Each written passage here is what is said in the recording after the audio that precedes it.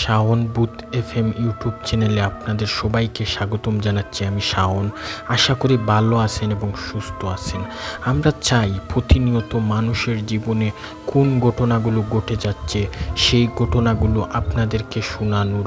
এরই মাঝে প্রতি মঙ্গলবার এবং শনিবার রাত ঠিক 10টার সময় আমরা ফিরে আসি এই ইউটিউব চ্যানেলে। আমাদের ঘটনাগুলো যদি আপনাদের ভালো লেগে থাকে তাহলে লাইক, কমেন্ট, শেয়ার এবং সাবস্ক্রাইব করতে ভুলবেন না। এবং এরই মাঝে আমাদের সকল প্রকার আপডেট পেতে আমাদের সাথেই থাকুন। আশা করি আজকের এপিসোডটা আপনাদের কাছে ভালো লাগবে। এই ঘটনাটি ঘটে আমাদের বাড়িকে নিয়ে। তখন 2003 সালের ঘটনা এটি। বর্ষাকাল চলছিল, রোদের প্রচণ্ড তাপ, এদিকে আকাশ মেঘে কালো। তখন আমাদের বাড়িতে এক সাপুরিয়া সাপ ধরতে আসে। সাপুরিয়া এসে আমার বাবাকে ডাকছে আর বলতেছে, আপনার ওই রাস্তার পাশে অনেক বড় একটি সাপ দেখতে পেলাম, তাই এটি দেখে আপনার বাড়ির ভিতর প্রবেশ করলাম। আমার আব্বা বললেন, আপনি কে? সাপুরিয়া বলল, আমি মূলত সাপ ধরি, এটাই আমার পেশা। তবে আপনার বাড়ির পাশে যেই রকম সাপ দেখলাম, এইরকম সাপ আমি জীবনে কখনো দেখি নাই। আমি সাপটি ধরে নিয়ে যেতে চাই। আমার বাবা বললেন, অসম্ভব, এটি আপনি ধরবেন না। ও সাপ নয়, ও আমার বাড়ির রাখাল। আপনি এটি ধরতে পারবেন না, অনেক সমস্যা হবে। সাপুরিয়া নাসুর বান্দা বলল, আমি যেভাবেই হোক আমি ধরে নিয়ে গেলে আপনার তো কোনো সমস্যা নেই। বাবা বললেন, সমস্যা নেই, ধরতে পারলে ধরেন, তবে আপনার কিছু হলে আমরা বা আমার পরিবারের কেউই দায়ী নই। সাপুরিয়া বলল, ঠিক আছে। এবার সে বাড়ির চারিদিক চালান ছাড়লো। সে চারিদিক দুলায় ছিটাতে লাগলো। এক পর্যায়ে সে পানির গ্লাসে পানি নিয়ে জুড়ে জুড়ে মন্ত্র পড়তে লাগলো। এক পর্যায়ে বাড়ির একটি গাছের নিচ থেকে একটি গুগরা সাপ ধরল। এর কিছুক্ষণ পর মন্ত্র পড়ার পর সেই রাখাল সাপটিকে সে ধরে ফেলল। এটি দেখে সবাই অবাক হয়ে গেল, এই রাখাল সাপটি ধরল কিভাবে?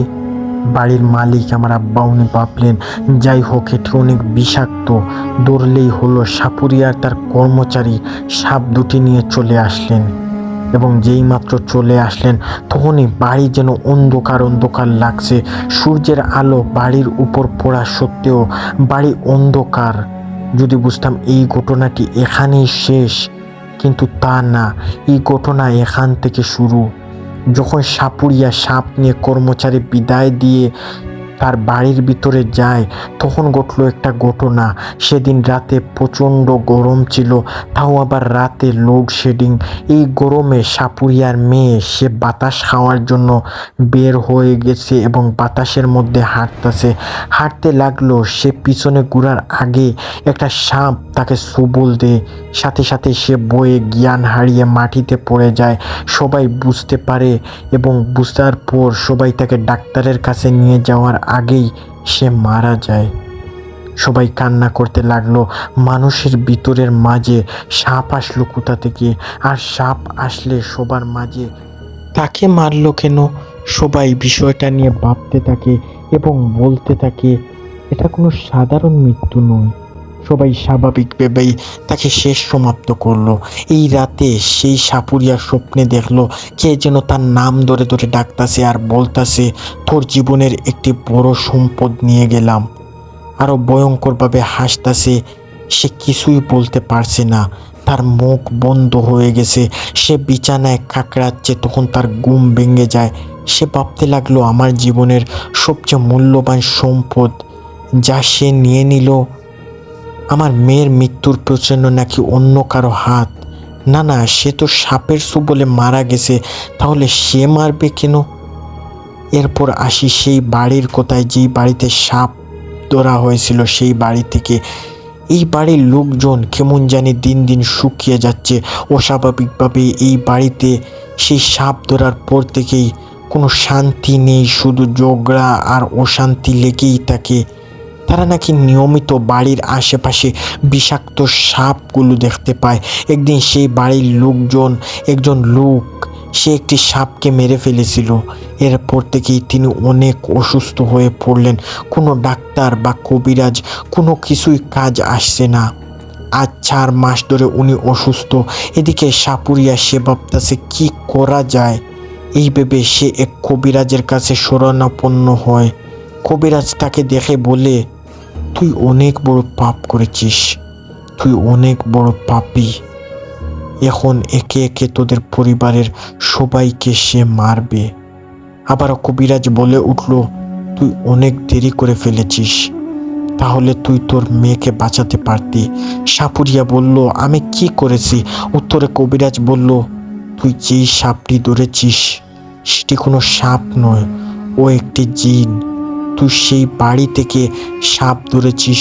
ও হচ্ছে সেই বাড়ির রাখাল, যে কিনা বাড়ি পাহারা দেয়, বাড়ি থেকে বিভিন্ন বিপদ থেকে মানুষকে রক্ষা করে সেই জিন।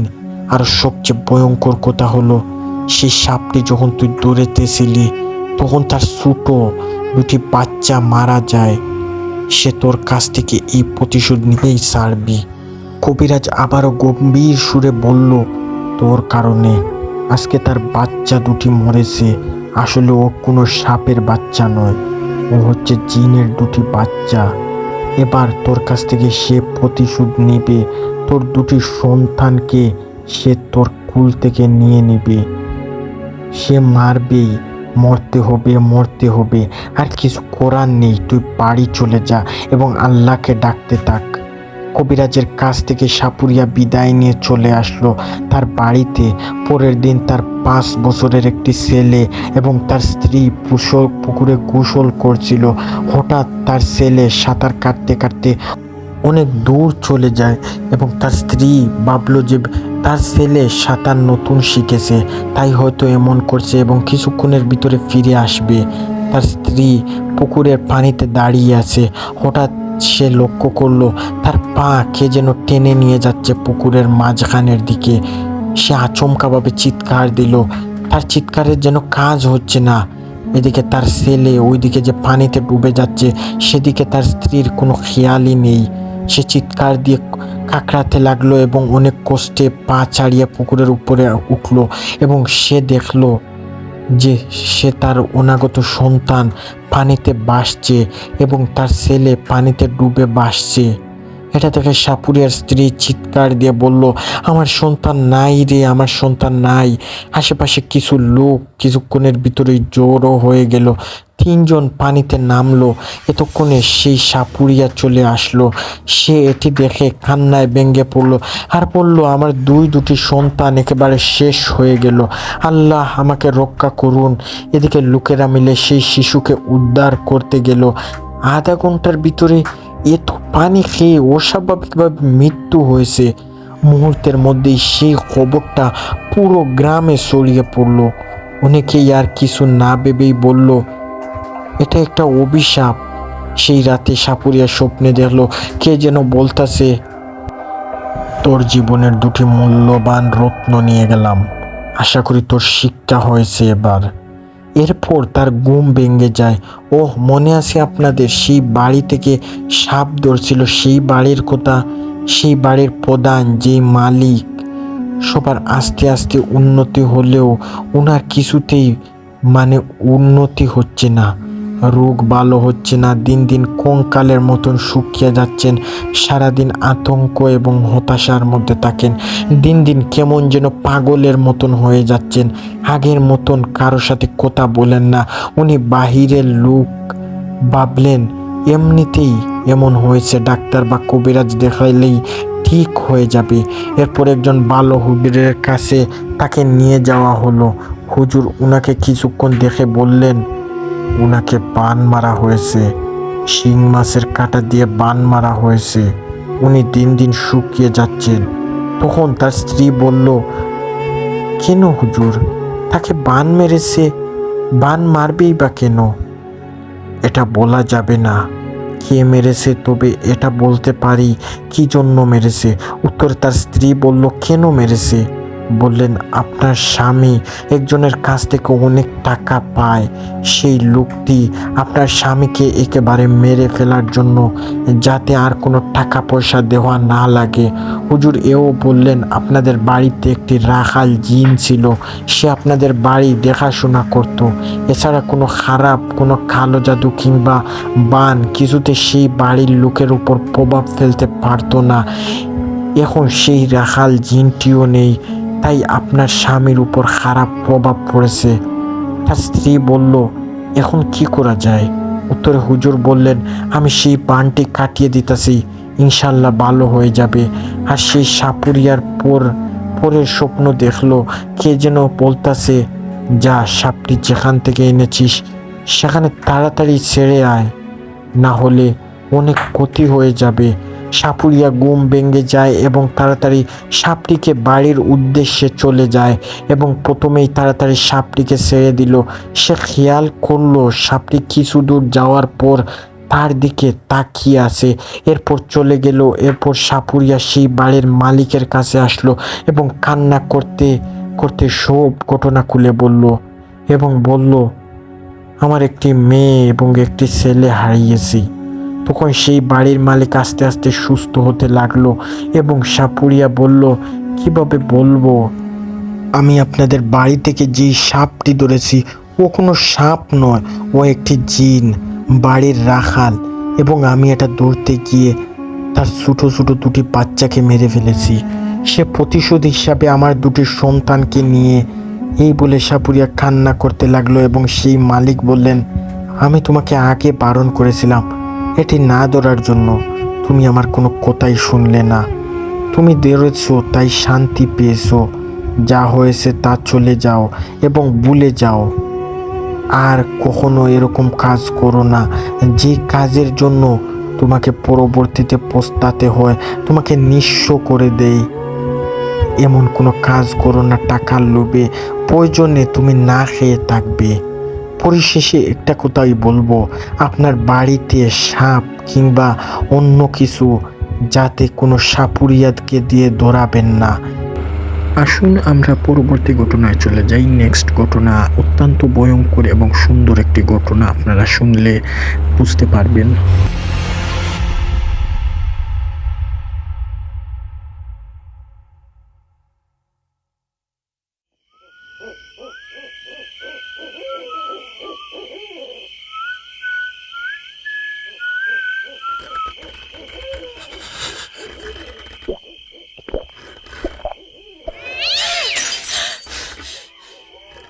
আজ আবার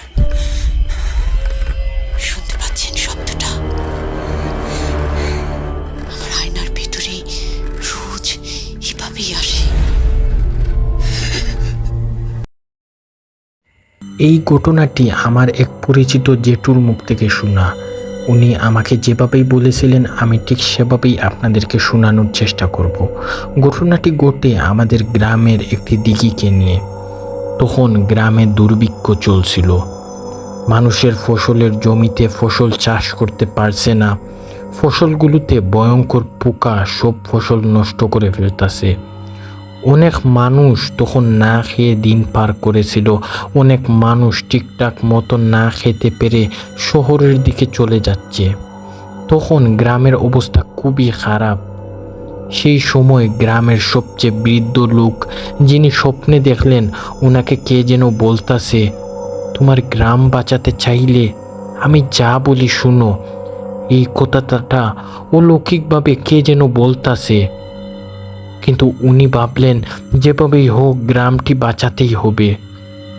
উনি সেই একই স্বপ্ন পরের দিন দেখলেন। উনি সেই অলৌকিক কথার এবার সাড়া দিয়ে তিনি প্রথমে বললেন, কে তুমি? উত্তরে সে বলল, তোমাদের ফসলের জমির সেই পোকা। আসলে আমি কোনো পোকা নই, আমি একটি দিঘির দেউ। উত্তরে সেই মুরব্বী বললেন, তা হলো কেন? তুমি আমাদের গ্রামের ফসলের জমি নষ্ট করতেছো, এতে আমরা অনেক ক্ষতিগ্রস্ত হয়ে গেছি। গ্রামের অনেক লোক সেই কৃষির উপর নির্ভরশীল, তারা অনেকেই গ্রাম ছেড়ে চলে গেছে, তারা কি করে বাঁচবে? সেই দেউ বলল, আমি তোমাদের এখানে আর ফসলগুলো নষ্ট করব না, তোমাদের গ্রামে দুর্ভিক্ষ সৃষ্টি করব না, কিন্তু আমার একটি শর্ত আছে। যখন সেই মুরব্বী বললেন কী শর্ত, তখনই উনার ঘুম ভেঙে যায়। উনি গভীরভাবে চিন্তা করতে লাগলেন, গ্রামের সবচেয়ে বৃদ্ধ এবং প্রধান মুরব্বী হচ্ছে আমি। হয়তো এগুলো বাস্তব হতে পারে। তিনি অনেক জ্ঞানী ছিলেন। উনার জীবনে উনি অনেকবার নিজের চোখে অলৌকিক ঘটনাগুলি দেখেছেন, যার ফলে উনার বিভিন্ন কবিরাজের সঙ্গে ঠিকঠাক মতো সম্পর্ক রয়েছে, এবং উনার গ্রামের 2 থেকে 3 জনের সাথে এ বিষয়ে আলোচনা করলেন। তারা বলল, হুজুর, এগুলো কে বলতেছে ঠিক মতো বোঝা যাচ্ছে না। একটা কাজ করা যায়, আমরা কয়েকজন মিলে একজন কবিরাজের কাছে যাই।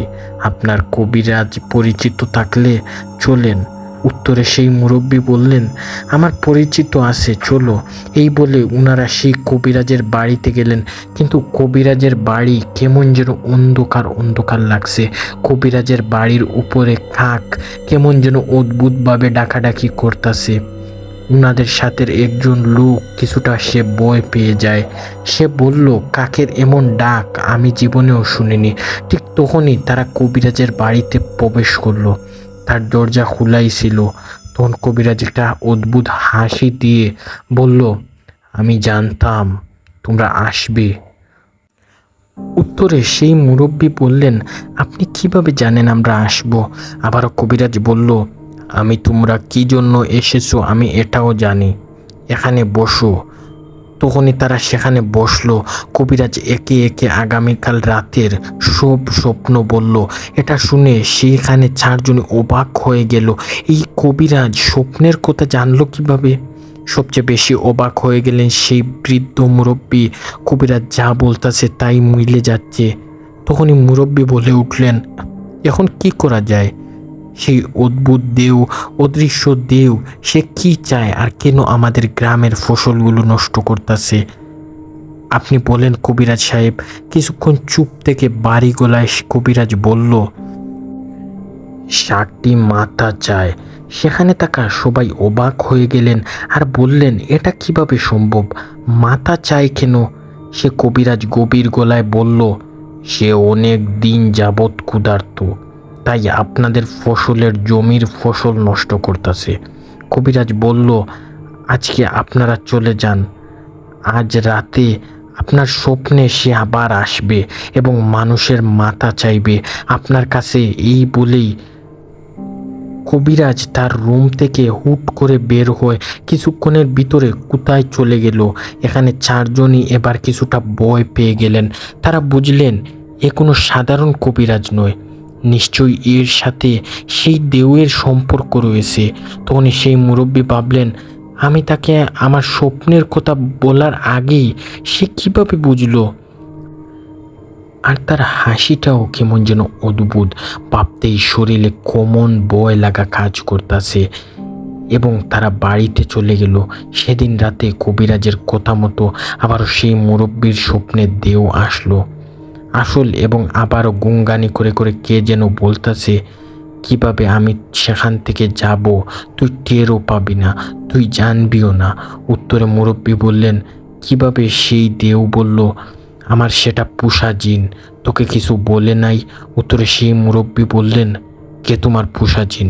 তখনই দেও বলে উঠল, যার কাছে তোমরা গিয়েছিলে সে কবিরাজ নয়, সে আমার একটা জিন।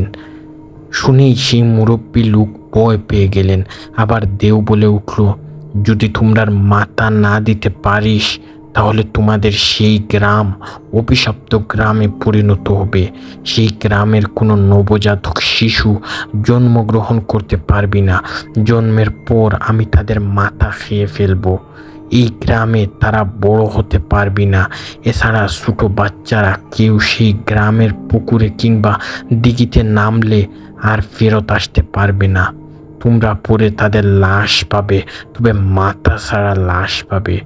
তখনই মুরব্বীর ঘুম ভেঙে যায় এবং তিনি পূর্বের মতো সেই লোকগুলোকে জমা করলেন যা ওনার সাথে কবিরাজ বলে গিয়েছিল। ঠিক এমনই ঘটনা ঘটল। তাদের সব ঘটনা খুলে বললেন।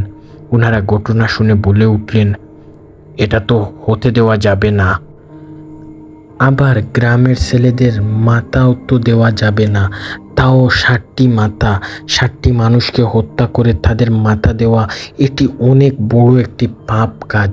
এটি করতে দেওয়া যাবে না, অন্য কোনো উপায়ে এটি দমন করতে হবে। তাদের সাথে একজন বলে উঠল, আমাদের গ্রামের শেষ মাথায় একজন বৃদ্ধা মহিলা টিনের একটি বাঙ্গা ঘরে বাস করেন। উনি আমাদের একজন বড় হুজুরের ঠিকানা দিতে পারবেন।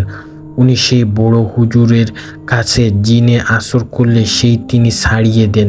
উনি অনেক বড় একজন হুজুর, সেই জিন ছাড়িয়ে দেন এবং আরও অনেক কিছু করতে পারেন। উনি অনেক অভিজ্ঞ। সবাই তড়িঘড়ি করে চলে গেল প্রথমে সেই বৃদ্ধার বাড়িতে। গিয়েই সেই বৃদ্ধাকে সালাম দিলেন। সালামের উত্তর দিলেন বৃদ্ধা মহিলা। বললেন, হঠাৎ আপনারা? এত লোক আমার বাড়িতে কি মনে করে? সেই গ্রামের মুরব্বী, প্রধান মুরব্বী বলে উঠলেন, আমাদের গ্রামে অনেক বড় একটি সমস্যা হয়েছে, তাই আপনার কাছে এসেছি। মহিলা বললেন, আমার কাছে কেন? সেই মুরব্বী বললেন, আপনার কাছে একজন বড় হুজুরের ঠিকানা রয়েছে, ওনার ঠিকানা দিলে আমরা নিতে এসেছি আপনার কাছ থেকে। বৃদ্ধ মহিলা কিছুক্ষণ উনি চুপ থেকে বললেন, বড় হুজুর, উনি তো আজ থেকে 3 বছর আগে মারা গিয়েছেন। একটা মেয়ের জিন ছাড়ানোর পর ওনার অস্বাভাবিকভাবে মৃত্যু হয়েছিল। শোনা গেছে ওনার মৃত্যুর আগে একা একা কারো সাথে যেন কথা বলেন না। সেই মেয়েটির ঘটনার পরে রাতেই মৃত্যুবরণ করেন। তবে আরেকজন আলেম সাবেক, উনিও জিন তান্ত্রিক বিষয়ে কাজ করেন। ওনার কাছে আপনারা যেতে পারেন। উনি অনেক জ্ঞানী এবং অনেক অভিজ্ঞ সম্পূর্ণ। তবে উনি ঘটনা শোনার পর যদি মনে হয় যে সেই কাজটা করবেন তাহলে করবেন, আর যদি মনে হয় যে সেই কাজটা উনি করবেন না তাহলে আপনি জোর করে উনাকে সেই কাজটা করাতে পারবেন না। আজ শনিবার, আজ আপনারা যেতে পারেন। এই বলে সেই বৃদ্ধা মহিলা দেওয়া সেই ঠিকানায় চলে যেতে তারা খেয়াল করলেন রাস্তার মধ্যে অদ্ভুতভাবে সেই আগের মতন কাক ডাকাডাকি করতেছে, যেমন কবিরাজের বাড়িতে ডাকাডাকি করছিল। এইগুলো তারা পাত্তা না দিয়ে সুজা হুজুরের বাড়িতে চলে গেল এবং তারা গিয়ে দেখেন হুজুর কুরআন তেলাওয়াত করছেন। কি মধুর তেলাওয়াত!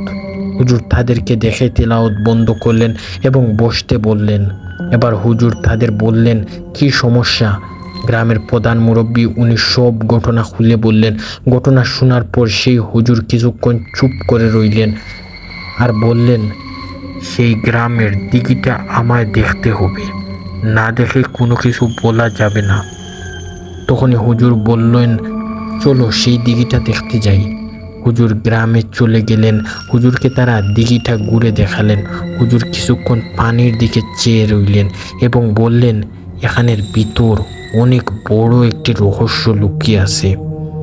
এটা আমি সমাধান করতে পারবো, বিনিময়ে তাদের সাথে কথা বলতে হবে। হুজুর একদিন সময় চাইলেন এবং বললেন, একদিন পর হুজুর জানাবেন। এই বলে হুজুর সেখান থেকে বিদায় নিয়ে চলে যান। রাতে হুজুর তাদের সাথে ইস্তেহারার মাধ্যমে কথা বলেন এবং জানতে পারেন তাদেরকে গরু জবাই করে খাওয়াতে হবে। একদিন পর হুজুর আমাদের গ্রামে আসলেন এবং বললেন, আপনারা একটি গরু জবাই করে সিন্নি বিতরণ করতে হবে, যা বেশিরভাগ সিন্নি তাদের দিঘিতে দিতে হবে, কিন্তু অবশ্যই রক্তগুলো দিঘিতে ফেলতে হবে। গরু রাতে জবাই করতে হবে এবং রাতে এ আয়োজন করবেন। এটা শুনে গ্রামের প্রধান মুরব্বী উনি রাজি হয়ে গেছেন এবং এক দামে হাট থেকে সবচেয়ে বড় গরু কিনলেন এবং বড় গরু কেনার পর হুজুরের কথা মতো রাতে গরু জবাই করলেন এবং বিশাল সিন্নির আয়োজন করলেন। যেভাবে বলেছিলেন সেইভাবেই কাজ করলেন। আলহামদুলিল্লাহ, এর পর থেকেই দিন যেতে লাগলো, আর কোনো সমস্যা হলো না। আগের মতন দানের জমিগুলাতে দান হতে লাগলো। পুরো গ্রাম অন্ধকারে ঢাকা ছিল। এ যেন নতুন রূপ ফিরে পেল। শহরের মানুষ গ্রামের দিকে আস্তে আস্তে আসতে লাগলো। এ যেন নতুন জীবন ফিরে পেল। এরপর থেকে এই গ্রামে আর কোনো সমস্যা হলো না। এই ঘটনাটি এখানেই সমাপ্ত। আশা করি এই ঘটনাটি আপনাদের ভালো লেগেছে। যদি ভালো লেগে থাকে তাহলে লাইক, কমেন্ট, শেয়ার এবং সাবস্ক্রাইব করতে ভুলবেন না।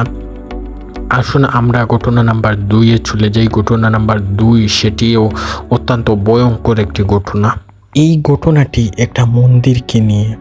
সে সময় 3টি গ্রামের মানুষ একটি মন্দিরে পূজা করতে আসতো। এটা অনেক পুরানো একটি মন্দির ছিল এবং অনেক মানুষ মন্দিরে পূজা করতে করতে রাতে সেখানে ঘুমিয়ে পড়তো।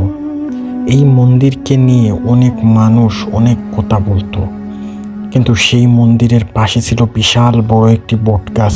রাতের বেলা কেউ যদি মন্দিরে যেত না, যদি পূজা করতে করতে রাত হয়ে যেত, তাহলে মানুষ মন্দিরে ঘুমিয়ে পড়তো। এই মন্দিরে একজন পণ্ডিত ছিল, সে মন্দিরে দেখাশোনা করত। প্রতিদিনের মতন সে যখন আজকেও মন্দির পাহারা দেওয়ার জন্য তৈরি হলো, সে ঠিক মতো তার দায়িত্ব পালন করছে। রাত তখন ঠিক 1টা বাজে।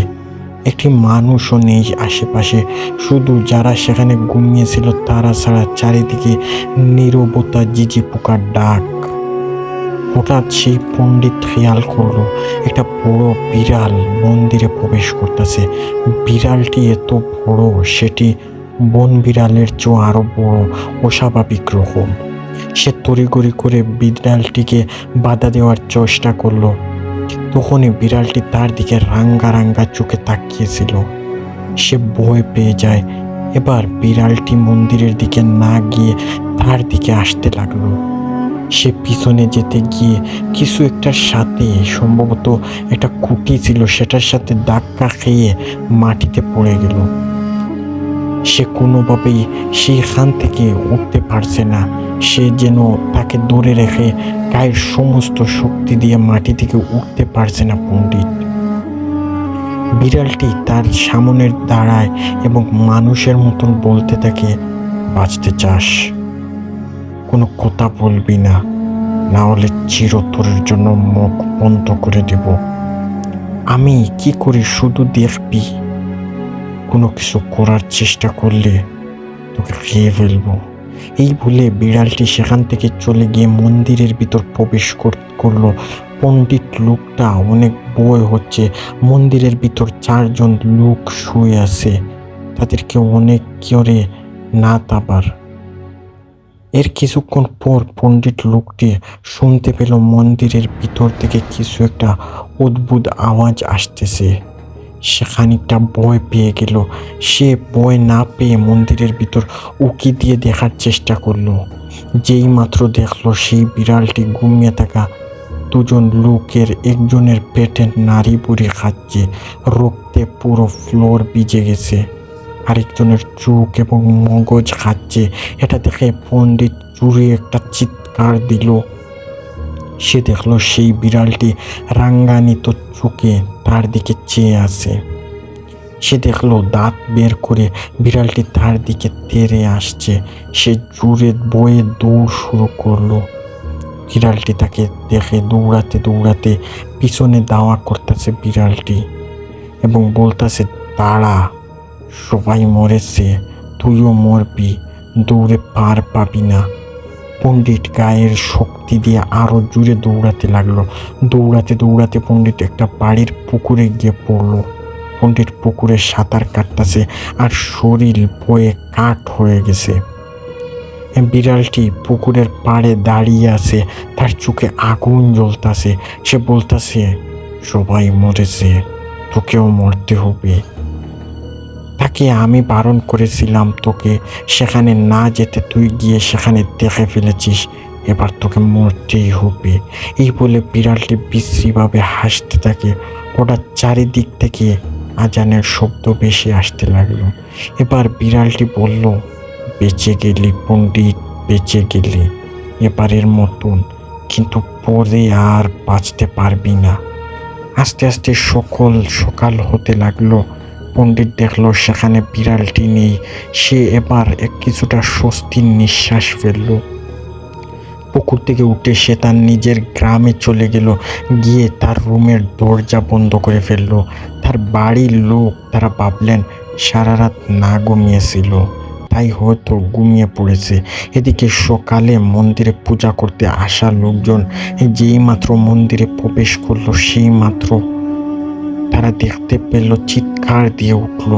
তারা দেখলো অস্বাভাবিকভাবে দুটি মৃতদেহ পড়ে আছে, খুবই খারাপ অবস্থায়, পেটের নাড়ি বুড়ি সব বাহির করা, মাথার মগজ বাহির করা। এটা দেখে এই মুহূর্তের মধ্যে কয়েকজন জ্ঞান হারিয়ে ফেললো। এত ভয়ঙ্করভাবে বিশ্রীভাবে কেউ কি কাউকে হত্যা করতে পারে? কিছুক্ষণের মধ্যে অনেক মানুষ জড়ো হয়ে গেল। সবাই এরকম অস্বাভাবিক মৃত্যু আগে কখনো দেখেনি। এরপর সেখানে পুলিশ আসলো এবং তদন্ত করতে লাগলো। পুলিশ বলল, এই ঘটনাটি কিভাবে ঘটেছে? কেউ কোনো উত্তর দিতে পারলো না। একজন বলে উঠল, এখানে তো পণ্ডিত ছিল রাতে, সে হয়তো কিছু জানে। সবাই পণ্ডিতকে খুঁজতে লাগলো, কিন্তু পণ্ডিতের কোনো হদিস পেল না। সবাই ভাবলো সে তার বাড়ি চলে গেছে। তারা সিদ্ধান্ত নিল পণ্ডিতের বাড়ি যাবে। তারা সবাই রওনা দিল। তারা বাড়ির দিকে যেই মাত্র বাড়িতে প্রবেশ করলো পণ্ডিতের, তারা দেখলো অনেক মানুষ পণ্ডিতের বাড়িতে ভিড় করে আছে। তারা কিছুই বুঝতে পারছে না কি হয়েছে। তারা একজনকে জিজ্ঞেস করলো, কি হয়েছে? উত্তরে সেই লোকটি বলল, পণ্ডিত মারা গেছে। এটা শুনে যারা এসেছিল তারা সবাই অবাক হয়ে গেল এবং তারা সেখানে তাদের গ্রামে খবর দিল যে পণ্ডিত মারা গেছে। তারা ভিতরে গিয়ে প্রবেশ করলো এবং দেখতে পেল পণ্ডিতের লাশ মাটিতে রাখা। কয়েকজন কান্না করতেছে। যারা এসেছিল তারা কিছুই বুঝতে পারছে না। এদিকে তারা পণ্ডিতের স্ত্রীকে জিজ্ঞেস করলো, সে কখন মারা গেল? সে উত্তরে বলল, আপনাদের এখান থেকে যখন এসেছিল সকালে, নাস্তা করতে না গিয়েই সে আচমকাভাবে দরজা বন্ধ করে শুয়ে পড়লেন। আমরা ভাবছি হয়তো ঘুমে বেশি চাপ দিছে, কেননা সে তো রাতে ডিউটি করে, তাই হয়তো সে ঘুমিয়ে পড়েছে। এর কিছুক্ষণ পর তিনি কার সাথে একা একা কথা বলতেছেন। এক ফাঁকে উনি বলতেছেন, আমাকে মেরো না, আমার ভুল হয়েছে, আমায় ক্ষমা করে দাও। এরকম বলতেছিলেন। আমরা শোনার সাথে সাথেই দরজা খোলার জন্য বলি। এক পর্যায়ে কোনো শব্দ আসলো না। আমরা দরজা ভেঙে দেখি উনি মাটিতে পড়ে আছেন। আমরা দূরে ডাকতে থাকি। এক পর্যায়ে দেখি ওনার সারা শরীর বরফের মতন ঠান্ডা হয়ে গেছে। আমাদের বুঝতে বাকি রইল না কি হয়েছে। পণ্ডিতের চোখ দুটো এক দৃষ্টিতে উপরের দিকে চেয়ে রইলেন। গ্রামের 3 জনের অস্বাভাবিকভাবে মৃত্যু 3টি গ্রামে মুহূর্তের মধ্যেই ছড়িয়ে পড়ল। অনেকেই আর মন্দিরে পূজা দিতে আসতো না, আসা বন্ধ করে দিয়েছে। গ্রামের লোক এবং মন্দিরের দায়িত্বে থাকা লোকজন কেউ কিছুই বুঝতে পারছে না কিভাবে এই মৃত্যু হলো, কিভাবে এটি হলো। সবাই ভাবলেন যেভাবেই হোক এর সূত্রপাত বের করতেই হবে, না হলে মন্দিরের এমন বদনাম হতে দেওয়া যাবে না। পরের দিন কিছু লোক একজন নাস্তিক জনগোষ্ঠী খাসিয়ার কাছে গেল। খাসিয়াকে সব ঘটনা খুলে বলল। খাসিয়া ঘটনা শোনার পর বলল, তোমরা অনেক দেরি করে ফেলেছো, তোমাদের আরো অনেক আগে আসা উচিত ছিল, তাহলে তোমরা 3টি প্রাণ বাঁচাতে পারতে। অবশ্য সেইখানে থাকা পণ্ডিত সে সব কিছু বুঝতে পেরেছিল। সে এর আগে অনেক ঘটনা বুঝেছিল, কিন্তু ভয়ে সে কাউকে কিছুই বলেনি। এবার একজন বলে উঠল, কি করা যায়? আবার খাসিয়া বলল, যা হয়েছে অনেক খারাপ হয়েছে, আমি যা বলি শোনো। আমার কথা না বিশ্বাস করলে তোমাদের আরো অনেক লোকের মৃতদেহ পড়বে। তারা বলল, আপনি বলেন আমাদের কি করতে হবে, আমরা সব করব। খাসিয়া বলল, এই মন্দির এইখান থেকে ভেঙে অন্য জায়গায় নির্মাণ করবেন। যেখানে তোমাদের মন্দির আছে সেখানে জিনদের অনেক বড় একজন সম্মানী লোকের সমাপ্ত করা হয়েছে এবং তোমরা সেখানে মন্দির নির্মাণ করেছো। বাঁচতে চাইলে এই মন্দির ভেঙে ফেলো। এবার তারা কবিরাজের কাছ সেই খাসিয়ার কাছ থেকে বিদায় নিল এবং 3টি গ্রামের প্রধান মুরব্বীকে নিয়ে একটা বৈঠকের আয়োজন করলো। প্রথম থেকে শেষ পর্যন্ত সব ঘটনা সবাইকে আবারও জানানো হলো এবং এটা বলা হলো যে খাসিয়া বলেছে মন্দির ভেঙে ফেলতে, সব সমস্যার সমাধান হয়ে যাবে, না হলে আরও অনেক প্রাণ যেতে পারে। 3টি গ্রামের মতো মন্দির ভেঙে ফেলা হলো এবং অন্য জায়গায় নির্মাণ করা হলো। এতে পুরো 1 মাস লেগেছিল। এরপর থেকেই নতুন পণ্ডিত রাখা হলো, সবাই আগের মতন মন্দিরে পূজা দিতে আসতো। আর কোনো সমস্যা হলো না। অবশ্য মন্দির ভাঙার পর খাসিয়া যেই জায়গায় দেখিয়েছিল সেই জায়গায় নির্মাণ করা হলো। কিন্তু পরে ঘটলো আরেকটা ঘটনা। যখন খাসিয়া গ্রাম থেকে বিদায় নিয়ে চলে আসলো তার বাড়িতে, তখন দেখলো তার স্ত্রী মাটিতে পড়ে আছে। আসলে তার স্ত্রীকে গুগড়া সাপে কামড়ে তার স্ত্রী মারা গেছেও। তার স্ত্রী ছিল অন্তঃসত্ত্বা। সে কিছুই বুঝতে পারছে না। সে তড়িঘড়ি করে তার স্ত্রীর কাছে গেল এবং মুখের উপর পানি ছিটাতে লাগলো, কিন্তু তার স্ত্রীর সে তো মারা গেছে। সে কিছুই বুঝতে পারলো না এই ঘটনাটি তার সাথে কেন হচ্ছে। সে সবাইকে জড়ো করলো এবং বলল, কেউ কি কিছু দেখেছে?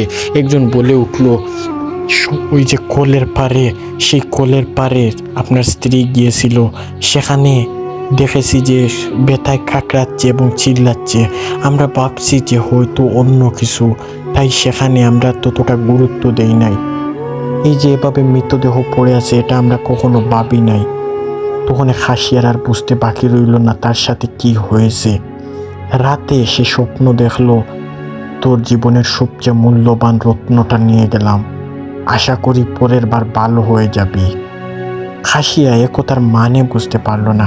সে ভাবলো হয়তো এটা অন্য কিছু, কিন্তু ঠিক পরের দিন সে একই স্বপ্ন দেখলো, যদি বাঁচতে চাস তাহলে ভালো হয়ে যা, এই কাজটা ছেড়ে দে, না হলে কিন্তু তোর জীবনের আরো বেশি মূল্যবান সম্পদ নিয়ে নিব। খাসিয়ার এবার আর বুঝতে বাকি রইল না, সে যেই তদবির করেছে, যেই লোকগুলো মন্দিরের জন্য তার কাছে এসেছিল, আসলে এই ঘটনা সেই ঘটনার মধ্যে পড়ে এই স্বপ্নের ব্যাখ্যা সেই ঘটনায় বোঝাতে চাইছিল। সে তড়িঘড়ি না করে কিছু করতে যাবে, এমন সময় সে তার বড় উস্তাদের কাছে চলে গেল এবং সব ঘটনা খুলে বলল। তার উস্তাদ শুনে বললেন, এটা অনেক ডেঞ্জারাস একটা ঘটনা। এই যে ঘটনা হয়েছে, এটা কেন হয়েছে আমি বলতে পারবো না, তবে তোমার আরো অনেক কিছু হারাতে হবে। পরে কি হয়েছে জানুন? এটা পার্ট 2 এর জন্য রেখে দিলাম। নেক্সট এপিসোডে এর পার্ট 2 শেয়ার করব। আপনারা অবশ্যই কমেন্ট করবেন, কমেন্ট করে জানাবেন আপনারা পার্ট 2 চান কিনা। পার্ট 2 এর জন্য এটা রেখে দিলাম। এই এপিসোডে এটার পার্ট 2 দেওয়া সম্ভব হচ্ছে না। আশা করি পরবর্তী এপিসোডে এটার পার্ট 2 নিয়ে আসবো। এটা পার্ট 2 অনেক ভয়ঙ্কর, আশা করি আপনাদের ভালো লাগবে। এবং এই দ্বিতীয় ঘটনাটি ওটাও অনেক ভয়ঙ্কর। এটা আপনাদের ভালো লাগলে লাইক, কমেন্ট, শেয়ার এবং সাবস্ক্রাইব করতে ভুলবেন না।